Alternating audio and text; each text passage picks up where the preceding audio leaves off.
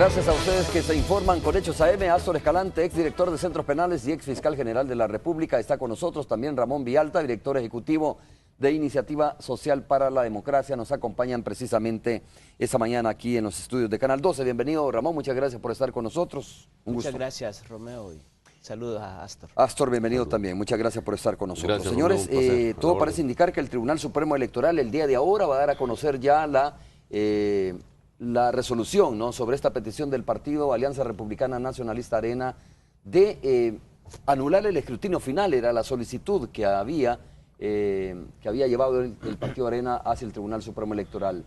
Algunas personas, algunas fuentes nos indican también que podría ser hoy que la Sala de lo Constitucional hable precisamente sobre estos recursos presentados también ante la Corte Suprema de Justicia. Bueno, así está la situación. Astor, comienzo contigo escuchando tu opinión sobre esto. Algunos salvadoreños que nos están viendo en este momento dirán, ya basta de esta situación, ya aburren. ya hay que ponerle punto final y ver hacia adelante. Bueno, fíjate que yo me despierto esta mañana muy positivo, desde luego. Amén, por supuesto, de lamentar escenas dantescas y esa ofensa hacia la mujer, hacia la niñez, como hemos visto en tu noticiero hace un momento.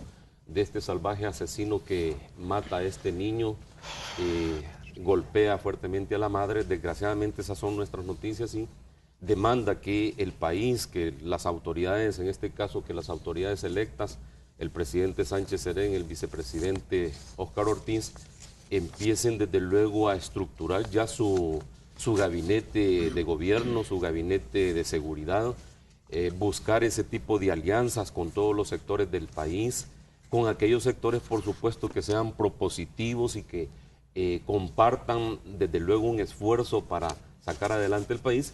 Y el tema de esa positividad con la que te digo he amanecido es por justamente algunas noticias como las declaraciones de la alcaldesa en funciones, doña Gloria de Oñate ha dicho claramente que el 1 de abril el doctor Norman Quijano se reincorpora a las labores municipales, a las labores de alcalde de la capital. Eso es importante porque prácticamente es una también aceptación tácita de el resultado electoral. Hay que decir claramente, Romeo, que no existe posibilidad alguna, en mi opinión, que pueda revertirse estos resultados. Hay una definición en resultados de escrutinio preliminar, resultados de escrutinio definitivo. La ley, la Constitución y la ley establece claramente en qué casos va a ser revisado o hacer un conteo voto por voto cuando hay alguna disputa, cuando hay alguna discusión al respecto, y justamente es el artículo 215 del Código Electoral que establece que únicamente puede hacerse conteo voto por voto cuando el número de votos impugnados supere al número de diferencia con que ganó el candidato Sánchez Serén y Óscar Ortiz. En este caso no es así, no es así. Me agradó el día de ayer también esta noticia, diría yo que es una noticia positiva, es una declaración de apertura. Vi la entrevista que le hace un medio de comunicación al licenciado Luis Mario Rodríguez, que es director de Asuntos Políticos de FUSADES, y dice, bueno, ni que se revisaran todos los votos nulos puede variar el resultado. Palabras más, palabras menos, esa es la posición de Luis Mario Rodríguez. Me pareció muy atinado que cuando el entrevistador, pensando en voz alta, Alfredo Menalagos, amigo, un saludo por cierto, le dice, mira, y la imparcialidad del Tribunal Supremo Electoral, y dice Luis Mario Rodríguez, yo no lo veo como una imparcialidad, dice, yo lo veo como una inequidad del Tribunal Supremo Electoral. Me gusta porque son términos mucho más racionales, mucho más moderados, y creo que la derecha en el país en su conjunto debe empezar desde luego a trabajar hacia futuro, a aceptar estos resultados que difícilmente pensaría yo que pueden ser modificados. Creería, y quiero adelantar, que la Sala de lo Constitucional, si es respetuosa de la Constitución de la República, del Código Electoral, del principio constitucional de legalidad que establece el artículo 86, en la parte final, que dice que los funcionarios de gobierno solamente tienen atribuciones de las que están expresamente establecidas en la ley. No podrá los magistrados de la Sala de lo Constitucional ordenar cosa distinta a lo que ya definió el Tribunal Supremo Electoral. Eso, si se respeta el principio de legalidad. ¿Lo dice en la Constitución de la República? Lo dice en la Constitución de la República, claro. Te lo voy a citar, ver, pues, sí, solo son antes dos de darle la líneas. palabra a Ramón. Dice el artículo 86, los funcionarios, dice, el poder público emana del pueblo, etcétera, el inciso 1, pero lo importante, el inciso 3 dice, los funcionarios del gobierno son delegados del pueblo y no tienen más facultades que las que expresamente les da la ley.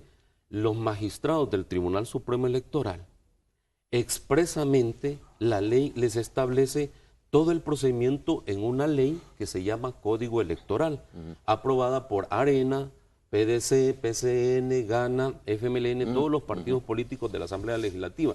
Hace menos de un año. Hace menos de un año, es el Código Electoral. Y el Código Electoral expresamente les ordena a los magistrados del Tribunal Supremo Electoral que cuando los votos impugnados son mayores al gane diferencial, claro, entonces ahí sí se puede contar voto por voto.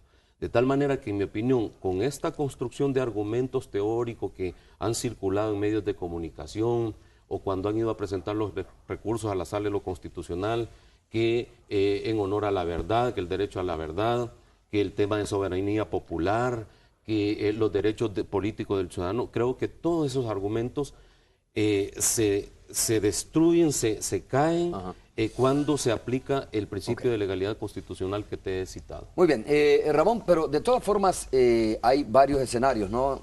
Por lo menos identifico rápidamente 3 escenarios donde el Partido Arena ha impulsado algún tipo de iniciativas. Uno es la Fiscalía General de la República, la misma Corte Suprema de Justicia, que entiendo que han acudido ciudadanos a título personal, ¿cómo se llama? Y el Tribunal Supremo Electoral, pero se ha presentado pruebas, ¿no? Por lo menos el Partido Arena ha dicho, aquí tenemos el testimonio que ha sido desmentido también por el director de centros penales, que ha sido desmentido también por el RNPN de alguna manera. Claro. Y digo, pero están esos escenarios que al final lo que no dan es la certidumbre todavía de este resultado, a pesar de que el Tribunal Supremo Electoral ha dicho claramente que los ganadores son Salvador y Óscar. Sí. No, yo creo que certidumbre hay, Romeo, desde el momento en que el Tribunal Supremo Electoral ha seguido de manera secuencial los pasos que legalmente debe de seguir. Estamos en un momento normal, en el tiempo normal, de acuerdo con lo programado al calendario electoral. O sea, no hay nada que se haya hecho fuera del proceso y del procedimiento que la ley establece y de las etapas que la ley le establece. Es decir, estamos justo, si uno se remite al calendario electoral y se dará cuenta que este es el momento en que debería de aperturar, se aprueba, en el caso de que se hubieran presentado recursos de nulidad, tal como ocurrió, y entonces el tribunal va en el tiempo.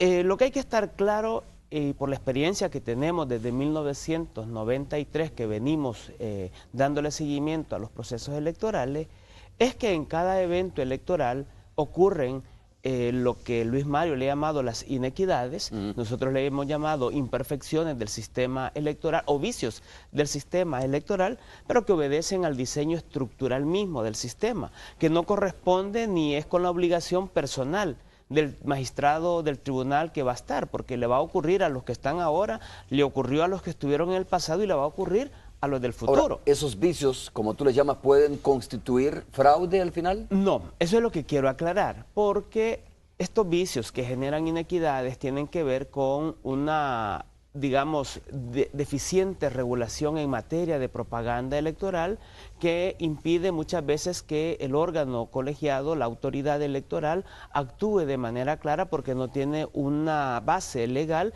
que le oriente de manera apropiada. No hay una regulación clara en materia de financiamiento de partidos políticos.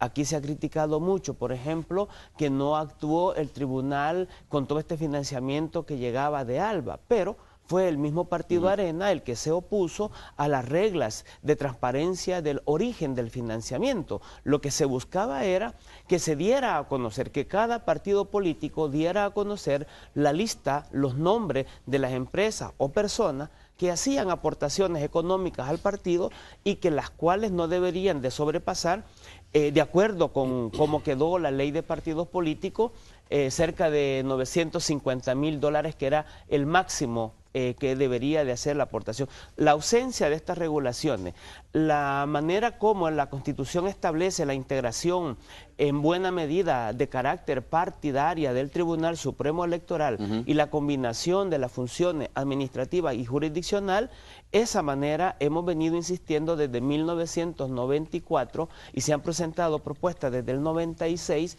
en las que de manera reincidente en cada evento electoral hemos planteado la necesidad de esta reforma. Entonces, uno dice, estas imperfecciones que sucedieron en el 94, en el 97, 99 y en cada una de las elecciones y que afectó a algún partido político y siempre ha afectado a algún partido político y algún partido político también se ha aprovechado de esos vicios, ¿verdad?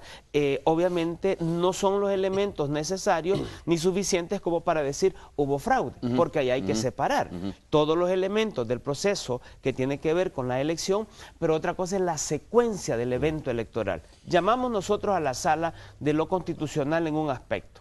La segunda vuelta, por ejemplo, uno de los primeros elementos que se debe de observar para saber si Arena estuvo o no representado de forma debida es integración de las organismos electorales. Organismos electorales, Junta Electoral Departamental, 262 juntas electorales municipales, 10.445 juntas receptoras de voto. ¿Cómo estaban integradas?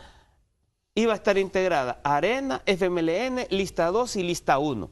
¿Qué era la lista 2? Era un miembro de Arena. ¿Qué era la lista 1? Un miembro del FMLN. Es decir, en todas estaban integrados por 4 personas, 2 de cada partido político. Esto es importante porque uno ve de que el tribunal entrega la acreditación al partido político. El partido político le entrega la acreditación a cada miembro que va a integrar un organismo electoral temporal. Cuando estos toman posesión y uno se remite así efectivamente al momento de la instalación de las juntas receptoras de voto, todos los miembros se presentaron y en la observación electoral que nosotros llevamos adelante, Romeo, que es una observación estructurada, que seguimos con un instrumento que vamos siguiendo paso a paso, y en eso a nosotros nos indicaba que el 94% de las juntas receptoras de voto se integraron con 4 miembros. Y un 4% se integraban con 3 miembros. Quiere decir un porcentaje muy marginal, ¿no? Es claro, por supuesto. Y que además nos indicaba que en el 98% se integraron tal como estaba establecido los cargos y presentaron su acreditación. Es decir, toda la gente llegó y se presentó de la manera debida. Astor, yo tenía para hoy también, entre otros invitados, tenía el director de centros penales, pero por motivos de su agenda se disculpó, ¿no? Pero conozco tu trayectoria, conozco que tú estuviste como director de centros penales y ahora quiero tratar un tema contigo, quiero escuchar tu opinión. Según el partido Arena, hay 10.403 reos condenados que en el Tribunal Supremo Electoral no se retiró de las listas de votación, según lo dice el partido Arena, haciendo una insinuación, ¿no? Según Arena, de que por lo menos un 40% casi de la población de reclusos pudo haber votado en las próximas elecciones. ¿Cómo es posible esto? ¿Cómo es posible tan siquiera que 3 o 4 o 5 reos puedan salir de un centro penitenciario a votar en las elecciones y regresar, ¿no? Como si nada. Sí. Yo creo que es posible, pero en una leyenda urbana, ¿verdad? En una leyenda de ficción, en una historia, digamos, no seria. Es posible esto en la construcción de argumentación donde pretendes justificar que has perdido una competencia presidencial o una competencia electoral. Es un poco parecido como cuando, digamos, eras niño, digamos, te malcriaron un poquito, te consintieron, digamos que eras hijo único y te habían comprado una pelota, dichosamente era una pelota de cuero, y vas a jugar con los niños pobres y toda la cosa, y si no te ponían en el equipo, entonces hacías el berrinche, agarrabas la pelota y se terminaba el partido. Es decir, no tiene nada de seriedad en mi opinión. Creo que ya está hartamente explicado o bastante explicado en donde existe una imposibilidad de sacar una cantidad de reos sin que se percaten los vecinos, sin que haya un movimiento, digamos, importante de buses o de microbuses.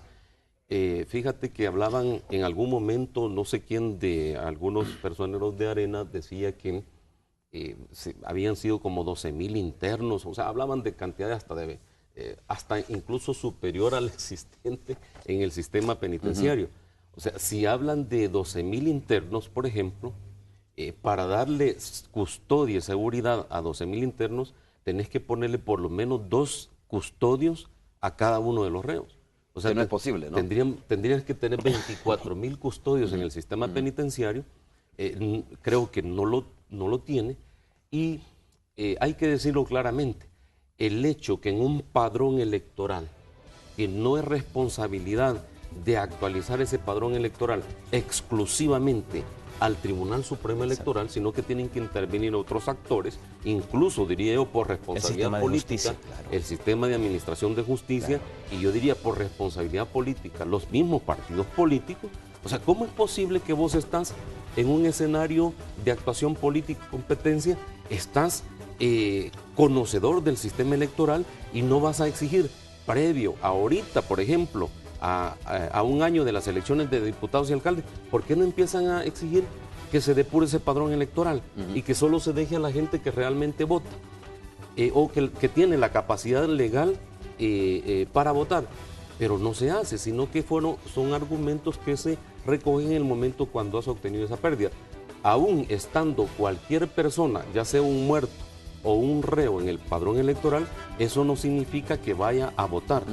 Y en el peor de los casos, hay que decirlo a la población, el hecho de que algún reo, en el caso que pudieran comprobar que ha ido a votar, nadie puede garantizar que ha votado por Arena o que ha votado por el FMLN. Sí, porque además el voto es secreto, ¿no? El voto es secreto, igualitario y directo, lo dice la Constitución de la República. El personero de cualquier partido político que pretenda inferir o demostrar que una persona, tal o cual persona, votó por tal o cual partido político, la develación que está haciendo es que observó cuando esa persona votó y que ha violado justamente la secretividad del voto. Ok, vamos a hacer la pausa comercial, regresamos, primera pausa.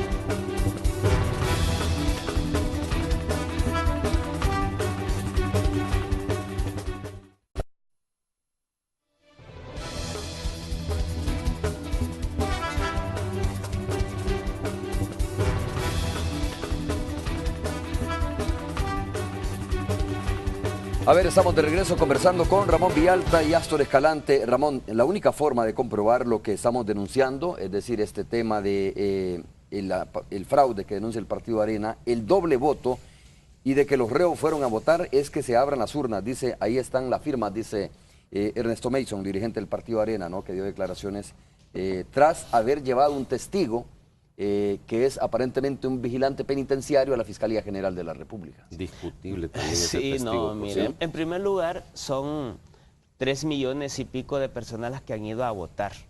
Una persona que puede ser un testigo, que puede estar diciendo la verdad o puede estar diciendo la mentira, con un testigo tú no puedes modificar las cosas. Lo que yo señalaba, Romeo, es que aquí hay que tener mucha seriedad y ha habido observación internacional, OEA, la Unión Europea. Nosotros hemos montado un sistema que nos ha permitido tener una muestra representativa, elaborada de manera estadística, de manera científica, que nos permite recoger de 583 juntas los acontecimientos y el resultado de eso nos permite generalizarlo. Y cuando tú estás observando el comportamiento de la junta y uno observa cada momento, si al momento de que se instalan las juntas no ocurre nada excepcional que te permita ver que hay un equilibrio, que hay una representatividad de todos los partidos, que están las autoridades correspondientes que deben de estar, las instituciones que deben de estar, estar, no hay un indicio que al momento de instalarse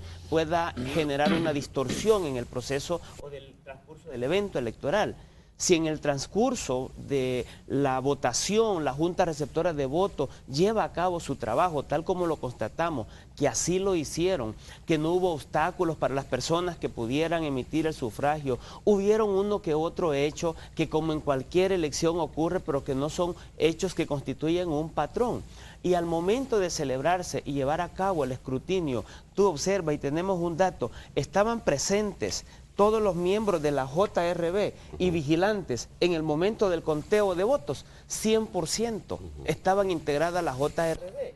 Cuando tú dices y preguntas, la JRB contó las papeletas a viva voz enfrente de todos los miembros y consignó en el acta la cantidad de votos registrados, dice aquí 99%. Claro, esas son preguntas que ustedes corrieron el día del evento. Corremos después de haber el día del finalizado evento. el evento. Sí, claro, pero lo vamos haciendo en el momento, paralelamente. Y cada observador entonces esto te permite que tú dices en el transcurso de la votación, al momento de que la JRB, ojo, que es la única autoridad por ley competente para realizar el escrutinio preliminar de conteo voto por voto, en donde estuvo representado Arena con más de 35 mil personas representadas el día de la elección, y cuando tú llevas a cabo el día de la elección, seguís cada una de las etapas y no ocurre una anomalía tal que te indique un patrón que pueda poner en riesgo el resultado de la elección, entonces no pasó una situación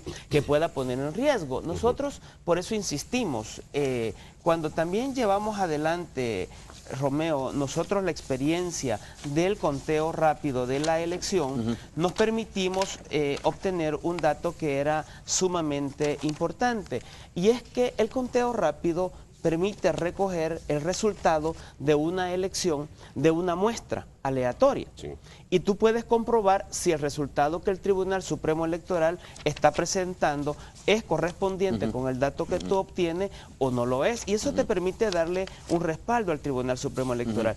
El caso nuestro, obtuvimos en la muestra, Arena prácticamente salió con 49.31 y el tribunal con el FMLN con 50.69. Este es el dato nuestro, y quiero decirlo, Arena, en nuestro procesamiento de información del conteo que llevábamos, nunca le subió al FMLN, en ningún momento estuvo arriba, por una razón, porque nuestro dato ingresaron de manera equilibrada. Cuando Arena sube el día de la elección en los datos del tribunal, era porque no estaba ingresando ni Sonsonate ni San Miguel. Claro, y habían ingresado más actas de San Salvador. Y habían ingresado más actas de San Salvador. Todos estos elementos constituyen elementos que para nosotros nos indica claramente decir, señores, aquí no ha ocurrido nada que indique que se haya cometido fraude electoral. Por lo tanto, estas demandas de que tienen un testigo, de que las actas estaban con inconsistencia, se demostró que no había inconsistencia, que habían datos que se habían procesado, 7 actas no estaban bien procesadas, se volvieron a procesar de manera correcta, es decir, se ha hecho todo el procedimiento, así se constata. Esa es una cuestión que se pregunta, Astor, ¿por qué tarda el Tribunal Supremo Electoral? Dicen algunas personas, y te quiero agregar otra pregunta porque tú lo mencionabas, decías, es cuestionable ese testigo, ¿por qué? ¿Tienes dudas sobre la veracidad que pueda tener este testigo, que por cierto fue con el rostro cubierto, entiendo, por cuestiones de seguridad, ¿no? Bueno, yo realmente tengo dudas. Yo creo que cualquier observador un poco objetivo podrá decir que ese primer testigo, digamos, no es testigo, pues no tiene calidad de testigo en este momento. Esa primera persona que apareció en un video elaborado para efectos publicitarios, comunicacionales y presentado por el vicepresidente de ideología de Arena, esa persona es distinta a la persona que luego va a la Fiscalía General de la República y que en la Fiscalía General de la República la llevan con un uniforme militar.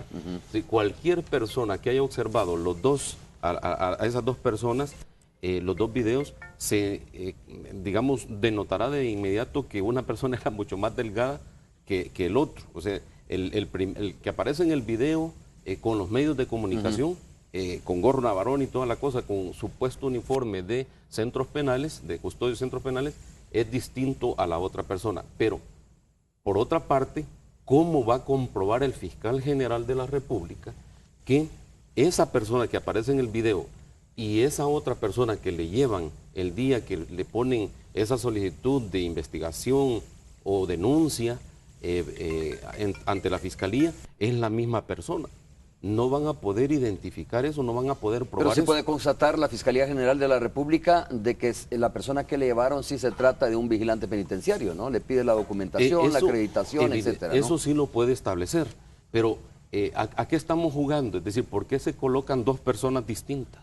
¿Por qué para efectos de medios de comunicación y una conferencia ponen a una persona y cuando van a la Fiscalía General de la República presentan a una persona diferente?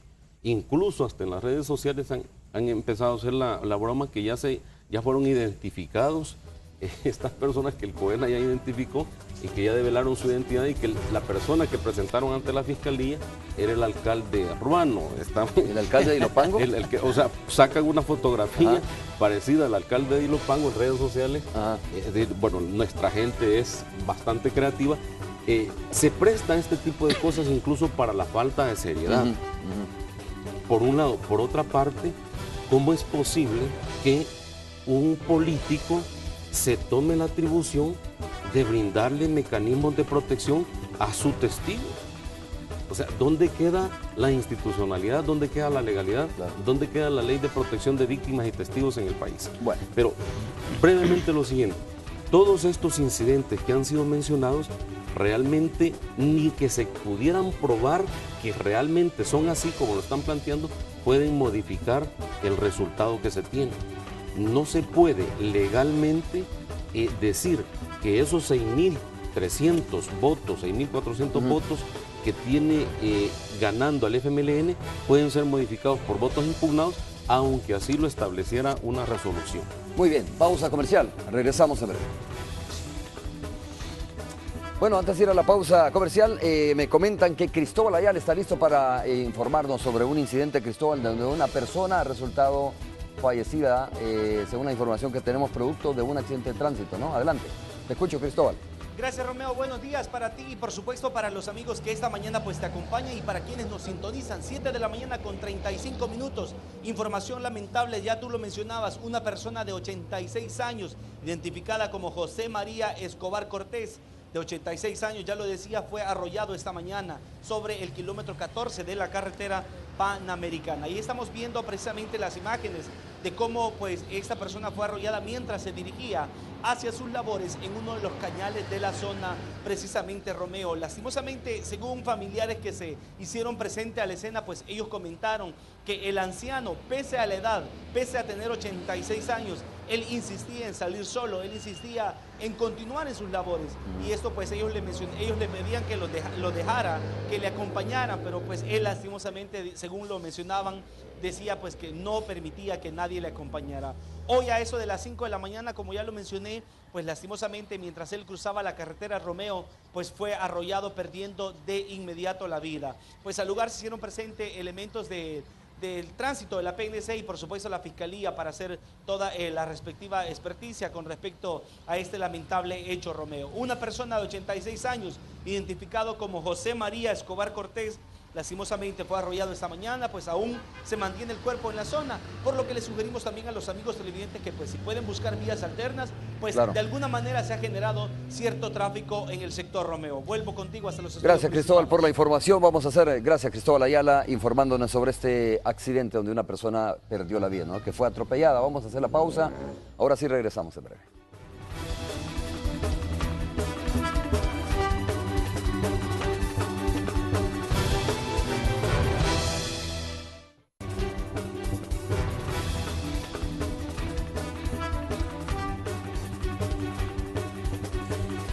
Bueno, estamos de regreso. Ramón, hablábamos de que algunas personas interpretan, se lo preguntaba a Astor también y voy a escuchar también su opinión, interpretan que el Tribunal Supremo Electoral ha tardado en declarar, firme los resultados, ya estuvo, todos conocemos eso, pero también en comenzar a aceptar esos recursos y al final, bueno, no termina todavía, ¿no? No, a ver, yo he dicho, la gente debe de tener la tranquilidad. El proceso electoral tiene un conjunto de pasos secuenciales que debe de seguirse. El tiempo, las etapas en las que este proceso sigue, estamos exactamente en el tiempo en que debemos de estar. El tribunal ha seguido exactamente todos los pasos como siempre lo ha hecho. Lo que sucede es que en elecciones anteriores el resultado ha sido tan evidente que pues ya todo el mundo ha quedado tranquilo porque ya hay un ganador, pero el tribunal siempre ha seguido todos estos mismos pasos. Entonces debe tener la tranquilidad de que el tribunal está haciendo lo que institucionalmente le ha correspondido hacer. Por ley. Por ley, por supuesto. Entonces hay que tener tranquilidad.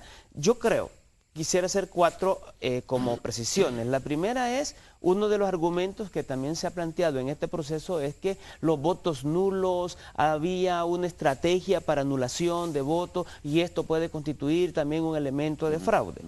En primer lugar, el comportamiento del voto nulo en El Salvador desde 1994 fue de 73.000 en el 94, bajó a 40.000 en la segunda vuelta del 94, en el 99 fue de 34.000, en el 2004 llegó a 32.000, en el 2009 bajó a 16.000, en la primera vuelta subió a 34.000 y en la segunda vuelta bajó a 19.000.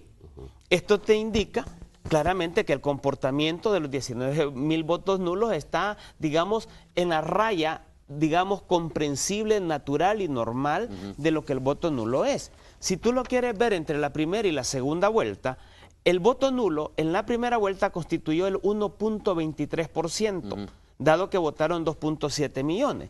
En la segunda vuelta constituye el 0.64%, es decir, que hay una disminución relativa muy sustancial del voto nulo comparándolo con la cantidad o el incremento de votantes que hubo. Este es un elemento que a la gente le debe de quedar claro de que en esto del voto nulo no es que hubo una estrategia, simplemente está dentro del margen normal. Y ese voto nulo, solo quiero aportar brevemente, es un acuerdo entre los representantes de Arena y entre los representantes del FMLN en la Junta Receptora de votos. No hay discusión, mucha discusión en eso, porque es evidente que todos estaban de acuerdo de que el voto era nulo, ¿no? Y yo quiero decirlo porque se lo aclaraba a uno de los representantes de la Unión Europea. Hay algunos de estos elementos que efectivamente no están claramente definidos en la ley. ¿Cuál es el voto nulo? ¿Cuándo sí? ¿Cuándo no? Y aunque se ha argumentado, y Arena lo ha estado argumentando, que solo es cuando se llevan frases soeces y ese tipo de cosas. Pero desde el 94, cualquier frase que se ponía a favor de un partido, a favor de un candidato, cualquier frase fue considerado como una violación al procedimiento de votación y por tanto considerado voto nulo. La segunda precisión que creo que es importante que hay que hacer es que en la sala de lo constitucional, Romeo, tiene probablemente una argumentación en los recursos que se le han presentado, en los recursos de amparo que se le han presentado, en la que, por una parte, si estos recursos se remiten a justificar todos estos elementos de procedimientos de inequidad en la que efectivamente hay violación al derecho, como lo hubo en esta, lo hubo en las anteriores, pero como el recurso está presentado ahora, y si eso justifica que hay violación del derecho, muy probablemente la sala admita. Pero como esto no constituye la justificación para decir que se cometió un fraude y que se justifica ir a contar voto por voto, lo más seguro es que la sala no pueda ni deba de tener que llamar al tribunal de seguir un procedimiento que no tiene nada que ver con el evento electoral estrictamente tal y la demanda o la justificación de la violación del derecho. Esto hay que aclarar. Igual, probablemente la sala no admita definitivamente el recurso porque considere que los elementos planteados no constituyen violación del derecho. Si admita bajo esos argumentos de puede admitir sin que suspenda el acto reclamado. Exactamente, eso es lo más importante. Y yo diría, ¿no? Esto no es que, hay que entenderlo de que no es que la sala está con Arena, no, es que es el procedimiento y la argumentación jurídica le puede dar para admitirlo. Pero si fuese así como lo plantea Ramón, Astor, ¿con qué objeto entonces admitiría esos recursos la sala? Yo creo que la sala, evidentemente, si la disposición constitucional le dice que cualquier ciudadano puede presentar una demanda en el calor jurídico, en el lenguaje jurídico, de ocasiones uno le llama recurso, sabemos que son procesos de inconstitucionalidad, la regulación en ocasiones le llama demanda, demanda de amparo, demanda de inconstitucionalidad. Cualquier persona puede hacerlo, ya sea que le paguen a una persona para que vaya a presentar el recurso, ya sea que le elaboren el recurso, o que simple y sencillamente vayan directamente las supuestas personas agraviadas. El procedimiento es que tienen que estudiarlo, y si cumple con las formalidades que exige la Ley de Procedimientos Constitucionales, Exacto, debe de admitirlo. Eso no significa exacto, que la Sala de lo Constitucional entre a valorar el fondo del asunto y diga, aquí le voy a dar la razón a Arena. Y anule el proceso o mande a contar votos. Yo creo que no, digamos, constitucionalmente, hay que decirlo, la Sala no puede hacer eso.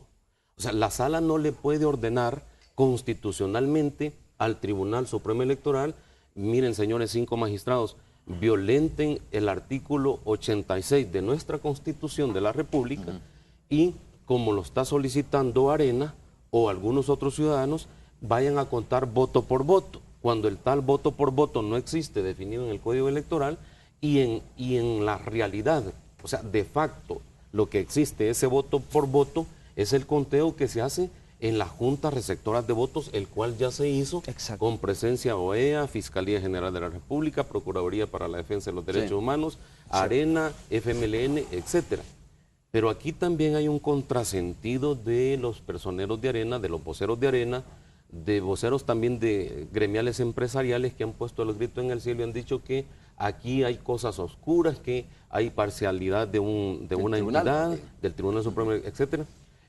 Hay contradicción en lo siguiente, porque justamente a Arena, por un lado, no le importa el artículo 215 del Código Electoral, no le importa el artículo 86 de la Constitución, parte final, principio de legalidad constitucional, pero por otro lado, sí se vale de disposiciones del Código Electoral para interponer los recursos que ha presentado ante el Tribunal Supremo Electoral. Entonces, ¿en qué quedamos? O sea, que Arena está utilizando las disposiciones legales del Código para franquear recursos ante la máxima autoridad del Tribunal Supremo Electoral, pero no la reconoce como tal, no le merece credibilidad. Y entonces, ¿por qué lo están haciendo? Y entonces, ¿por qué se van a la Sala de lo Constitucional? Muy bien, yo en esto también una predicción. Muy probablemente, Romeo, lo que sucede es que si hay violación del derecho en el marco de esas inequidades que el sistema tiene, lo más lógico es que la Sala tenga que recomendar, más que al tribunal, a la Asamblea Legislativa, que entre a hacer una revisión y una reforma para superar esas deficiencias. Y aquí hay un elemento que a lo mejor El Salvador tenga que aprender del caso de México cuando lo de López Obrador. Y es que la ley te contempla que tú no puedes revisar voto por voto, solo en aquellos casos cuando la diferencia sea menor a la cantidad que los votos impugnados significan. No se cumple ese requisito en este caso, de forma no o se jurídico, cumple, pero ojo, de ley. no se cumple. En este caso, incluso la ley te manda solo a revisar los impugnados, nada más, no puedes revisar otros votos. En el caso de la experiencia con López Obrador, es que cuando sucede esta situación, definieron regular hacia el futuro que en adelante, cuando en una elección la diferencia entre el ganador y el perdedor en segundo lugar fuera de menor del 1%, debería de entrarse a hacer una revisión del voto por voto. Pero ya quedó regulado en la legislación mexicana. En esa línea, ¿creen algunos analistas que podría pronunciarse la Sala de lo Constitucional en esa ese línea, creo que lo más indicado es que hayan recomendaciones para que se generen reformas, que todas las debilidades o ausencias de regulación que ha provocado incluso esta misma elección de manera muy especial, para el futuro se puedan regular. Bien, yo no creo, Romeo, que la Sala de lo Constitucional pueda sobrepasar la ley, la Constitución de la República y el Código Electoral diciendo, miren, está bien pues, aunque es ilegal porque no lo establece el principio de legalidad constitucional y el principio de legalidad del Código Electoral, pero como lo está pidiendo este partido, para conformarlos, vayan a contar voto por voto de los... Solo cuéntenme los impugnados. O sea, no, No creo que haga eso la Sala de lo Constitucional. Estoy de acuerdo con Ramón que puede sugerir que la Asamblea Legislativa revise y actualice esto de cara a la realidad. Y habría que ver si lo hace. Porque estas son las reglas que aprobó todos los partidos políticos y las reglas con que jugaron. Yo no puedo como contendiente venir a solicitar, ahora cámbienme las reglas porque yo tiré los dados de esta forma y no me cayó en 6, sino me cayó en 4. Pero recuerda también que en esa situación se puede ver el FMLN más adelante también, ¿no? Es decir, ahora la diferencia es a favor del FMLN. Sí, pero es una discusión. Pero futuro podría ser en contra del FMLN y tiene que quedar un mecanismo más o menos claro qué se tiene que hacer ante esta situación. Es que está claro. Es decir, legislar o reformar. Estas reglas de inequidad en el pasado han sido en contra del FMLN. Digo, toda la débil actuación que el tribunal en el 94, en el 99, en el 2004 hubo de todos aquellos instrumentos que Arena utilizaba para generar campaña sucia. En el 94 el Instituto Libertad y Democracia, creo que se llamaba, de Quirio Waldo, era el encargado de hacer la propaganda sucia. En el 2004 el señor Mengíbar,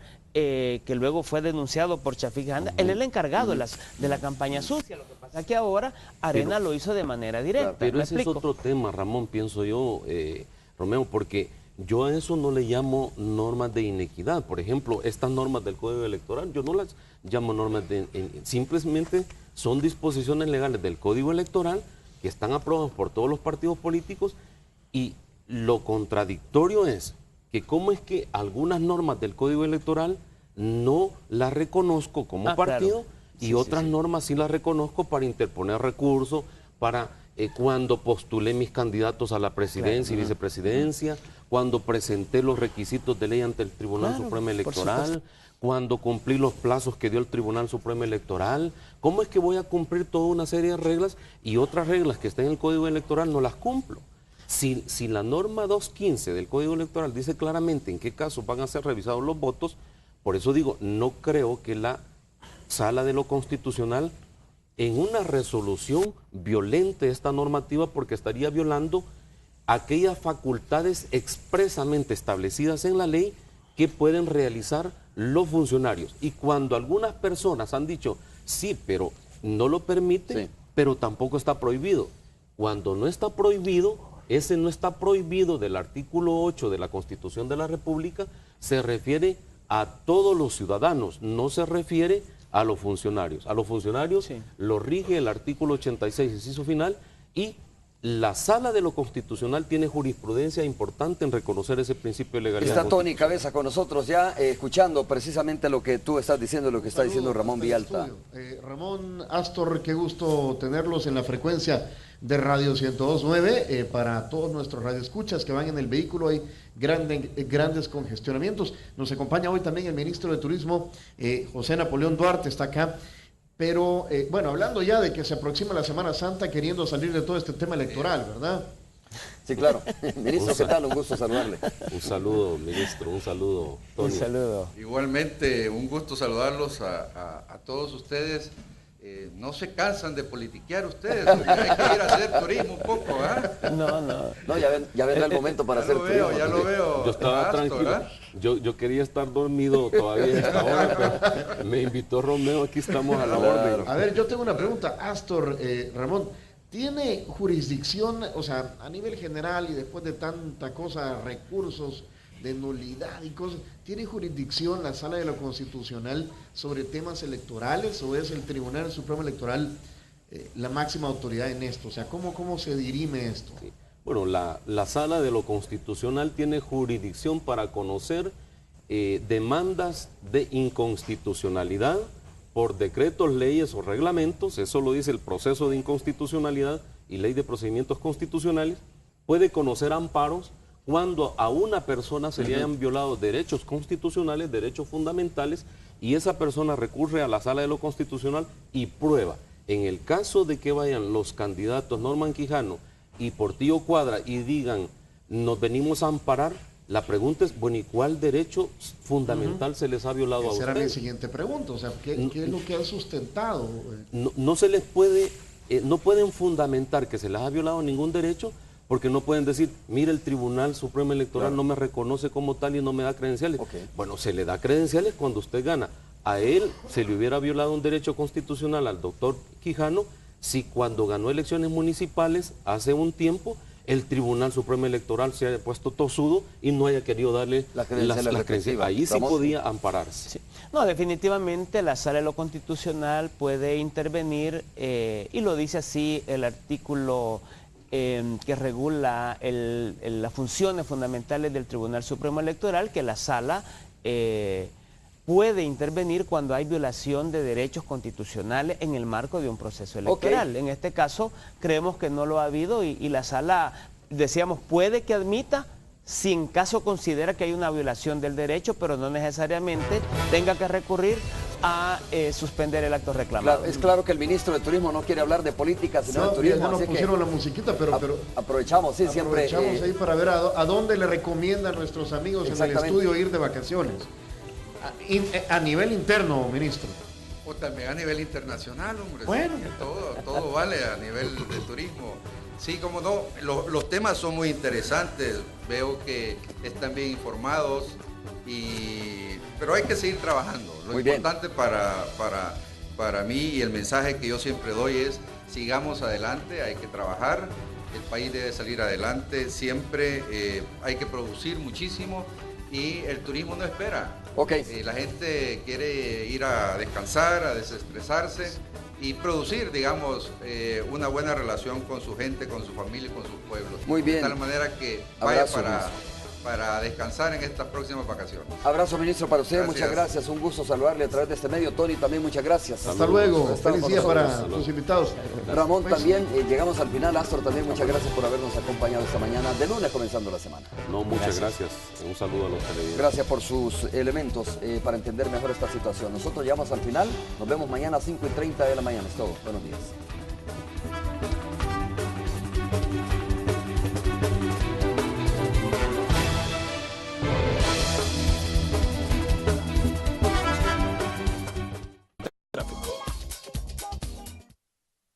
Antes de dejarles con Hola El Salvador, pasamos con Cristóbal Ayala para que nos reporte cómo es el tráfico vehicular. Cristóbal, adelante, te escuchamos.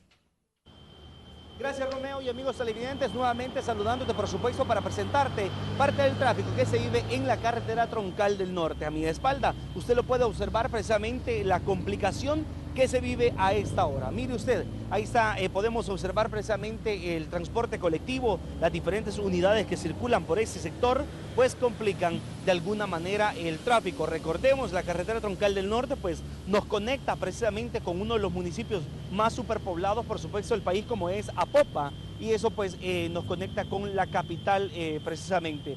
Además de eso, recordemos que el sector de Apopa está en construcción, la carretera a esa altura, y pues eso de alguna manera genera mayor carga y mayores complicaciones a la hora de circular por esta importante arteria. Les sugerimos a los amigos televidentes que aún no han salido de su vivienda, que si pueden transitar por el sector de la carretera panamericana o anillo periférico, como generalmente le conocemos. Ahí está viendo usted el tráfico que se conecta o que se incorpora precisamente al sector de la colonia Tlacat, al sector del Polvorín, ya abandonando lo que es la troncal del norte. Así que para usted, amigo televidente, tómelo en cuenta, por favor, para evitar, por supuesto, llegar tarde a su centro educativo, a su lugar de trabajo y que tenga mayores complicaciones. Eso es parte del tráfico que teníamos a esta hora. Vuelvo entonces la señal hasta los estudios principales. Buenos días. Buenos días, Cristóbal. Muchas gracias por el informe del tráfico vehicular. Llegamos al final, gracias y nos vemos el día de mañana.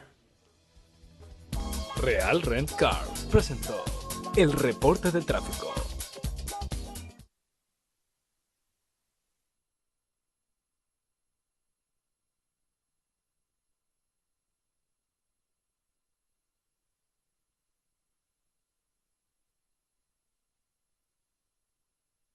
¡Reto! ¡7 millones de olas!